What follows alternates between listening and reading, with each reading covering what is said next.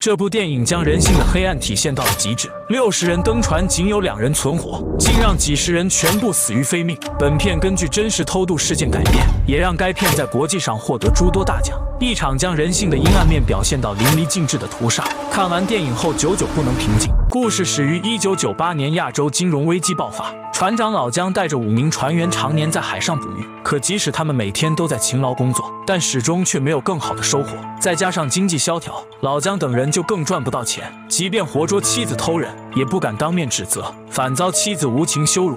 너보단 나아. 그렇게 맨날 집구석에 붙어있든가 돈을 제때제때 갖다 주든가. 꼴의 서왕이라고.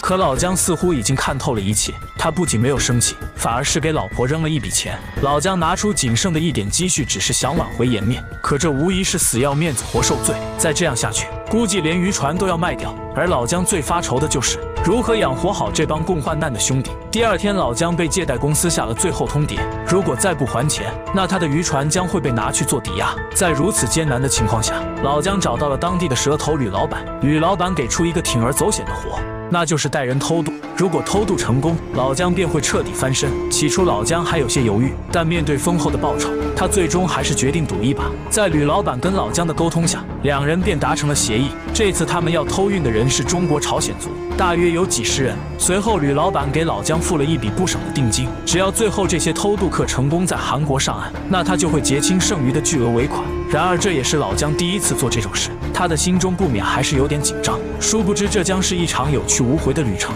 正准备当天晚上行动，老姜便跟各个船员们明确了任务，并分发了工资给他们。虽然大家心中都在犯嘀咕，但为了更好的生活，几人都默契地选择了干这一票。凌晨时分，当晚的大海雷电交加，守在驾驶舱的老姜收到了送偷渡客的船只坐标，接着对面的船给老姜传递了灯光信号。这艘船快速靠近了过来，并在2船之间搭建绳索稳定距离。对面的偷渡客开始一个个地扔下行李，为了能够实现高薪养家糊口，这些人不要命似的往老姜的船上跳。虽然中途有很多人差点掉落进海里，随后有一名中年女人不敢跳，可船员昌旭一看是个女人，就非常激动地将她抱了过来。然而没过多久，又有一位年轻女子准备跳船，没想到不小心却掉进了海里，随后瞬间消失不见。眼看这样的情况发生，善良的东直不忍放弃一条生命，于是果断跳海救人。在一番寻找下，东直总算将这名女子救了回来。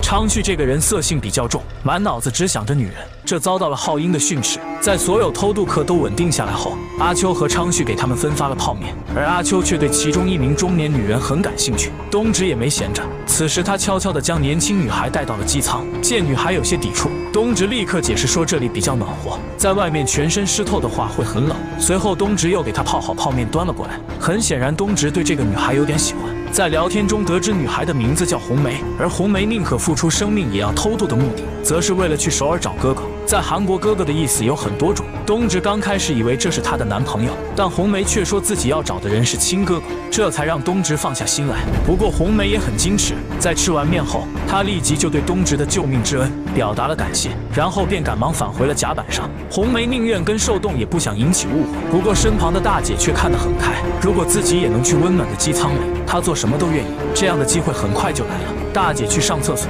结果被昌旭这变态给撞见，他心中对女人的躁动再次出现。此时可阿秋竟然也盯上了大姐，随后阿秋便借口带大姐去机舱时与她发生了关系。本来到嘴的鸭子被人截胡，这可把昌旭给气坏了。但最终阿秋和大姐的勾当还是被浩英发现，然后就将大姐重新赶回了甲板上。通过与偷渡客的聊天，卜叔越来越感到唏嘘，因为他发现这些人当中竟然还有老师，就连教书育人的人都要以这种方式谋生。不知不觉就到了白天，在此时有别的船只慢慢靠过来，这要是被发现就完蛋了。于是副手浩英让众人藏进鱼舱里面。虽然东直悄悄想让红梅单独躲进机舱，但还是被拒绝了。过了几十分钟，那艘船渐渐离开，于是他们打开了鱼舱。很显然，这些人已经被里面的鱼腥味臭得实在不行。东直趁机将红梅带到了一边，在好说歹说下，红梅总算是答应他躲在机舱里。在偷渡客们的一番呕吐后，其中的一个男子提出了抗议。他说自己偷渡都是交了钱的，既然交了钱就不能这样对待他们。随后甚至与船员发生了冲突。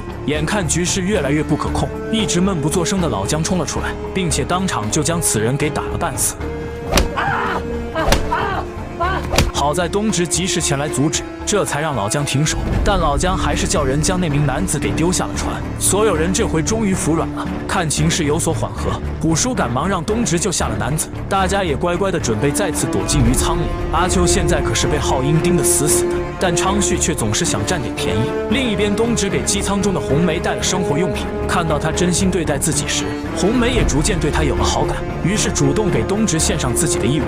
这一刻，他们的感情得到了升华。此刻，东直就下定决心要保护好红梅。这时，虎叔也发现了红梅，但善解人意的他自然是默许了东直和红梅的关系，并且还答应保密。然而，新的麻烦又来了。由于老姜睡过了头，导致自己的船开到了公海，这立刻引起了相关部门的注意。随后，一艘快艇便向着他们驶来。看到快艇上的官员后，老姜立马拿些钱打算贿赂他。看到官员四处翻动，老姜迎了上来。他想邀请官员上楼喝几杯，可他们就想要坐在鱼舱带上找茬。看对方嚣张跋扈的样子，老姜只好悄悄放了点钱递给他。然而好说歹说，他们还是不满足，气得老姜当场抓住官员的衣领，于是就要揍他。最后官员终于服软，并尴尬的一边大笑一边拿钱离开。不过临走前，他大声放下狠话，会让海警来查老姜。殊不知，就因为刚才浪费了太多时间，老姜等人已经酿成了巨大的灾难。等鱼舱被打开后，原本着急想要出去的渡客，此时却鸦雀无声。本以为是他们全部睡着了，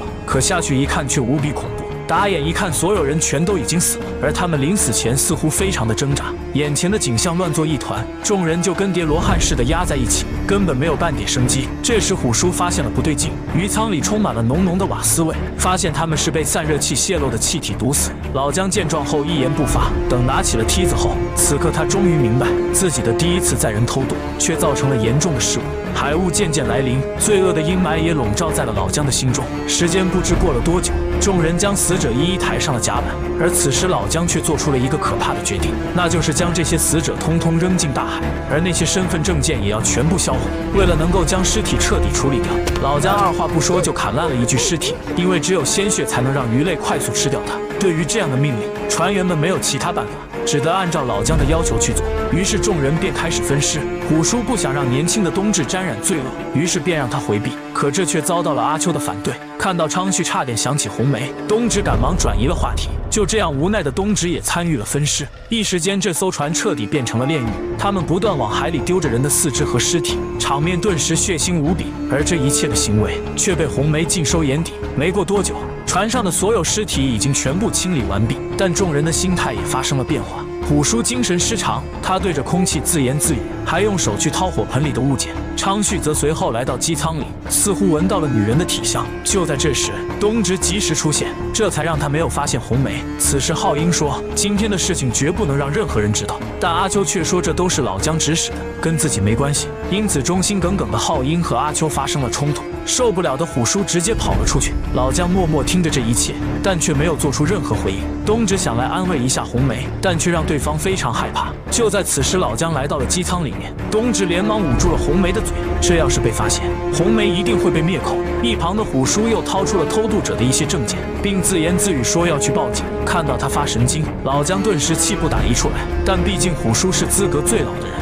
然而虎叔自知罪孽深重，一时间根本无法从杀人的阴影中走出来。看到这种情形，老姜也不再强求，于是直接拿起重物狠狠砸死他。老姜打算绝不能让此事泄露出去。等他拖着虎叔的尸体离开后，东直和红梅再也绷不住，在如此压抑的氛围下，他们互相就是对方唯一的依靠。在这一刻，感情迅速升温，两人也由此发生了关系。在事后，东直也下定决心，就算自己会没命，他也不会让红梅受到半点伤害。没过多久，虎叔消失的事情被大家知道，所以都开始寻找他的身影。但只有东直最清楚，虎叔已经被老姜给杀害后丢进了海里。由于虎叔消失，唯一懂机械的昌旭便接替他的岗位，来到了机舱后，而这里正是藏匿红梅的地方。原本昌旭还只是随便转转，可阿秋却来到这里，搜出了虎叔留下的私房钱。这一举动让昌旭很不爽，女人被阿秋抢了，现在就连钱都过来抢，所以昌旭也开始四处寻找虎叔的东西。结果在最后却无意间搜出了红梅。此时昌旭激动坏了，但此时铃声响起，众人来到了甲板上。不过昌旭完全顾不上那么多，直接便跑到机舱打算侵犯红梅。就在关键时刻，东直飞伸过来一脚，二人立刻扭打在了一起。然而老姜也出现了，看到秘密再也瞒不住，东直立刻说他要娶红梅回家，这样红梅就不能报警了。不过对于这样的说辞，老姜根本不相信，他宁可杀光所有人，也绝不会让船上的事情败露。说完，浩英便带走了红梅。老姜开始劝说东直不要惦记着女人，他也不想对兄弟下手。话还没说完，昌旭便已经急得不行了，于是立刻便打算追上去，在红梅临死前侵犯她。东直瞬间暴击打倒面前两人后，立刻冲了过去准备走，结果却将浩英当场误杀。随后，东直将红梅藏起来后，又立刻来到驾驶舱报警。可他话还没说完，就被老姜破门而入，打倒在地，最后丢进了鱼舱。而红梅也正好就藏在这里，他非常害怕，他不断在东直怀里挣扎，但很快二人全都冷静下来。随后，昌旭的头此时伸了下来，并且发现了红梅。这个痴汉已经完全不能用变态形容了。眼见危机来临，东直二话不说就跟昌旭扭打在一起，但阿秋也在随后赶来。就在此时，红梅抄起铁锹打在了阿秋头上，然而却没用，他反倒让阿秋给压在了身下。就在阿秋打算拿红梅泄欲时，他却被冲过来的昌旭一刀毙命。看到这些家伙的行为，东直再也无法忍受，他瞬间将昌旭从背后打倒，然后拉起红梅便向上爬去，最后又将昌旭给关在了里。再回到机舱后，东直果断破坏了渔船的引擎，又打碎了灯泡，打算引来老姜与他殊死一搏。果不其然，老姜最终还是来了。东直立刻从他身后发动袭击，但还是被老姜牢牢控制。海警现在马上逼近，老姜最后再次劝说东直杀了红梅，他们可以一起离开。但东直根本不听这些废话，瞬间反手攻击上去。可就在这时，船却触礁了，整个船发生剧烈晃动，并且开始漏水。眼见情况不妙，东直拉起红梅就往上跑，然后来到了甲板上。而独自一人的老姜为了拯救这艘船，便开始抛锚。他原本想找到人来帮忙，可看到昌旭和死掉的阿秋时，老姜顿时明白了一切。自从杀人后，这些兄弟已经全部都变了。发现红梅的身影，老姜冲上前想要杀了他，但最后东直冲了上来。听到一旁的海警慢慢靠近，东直拉起红梅便跳下了船，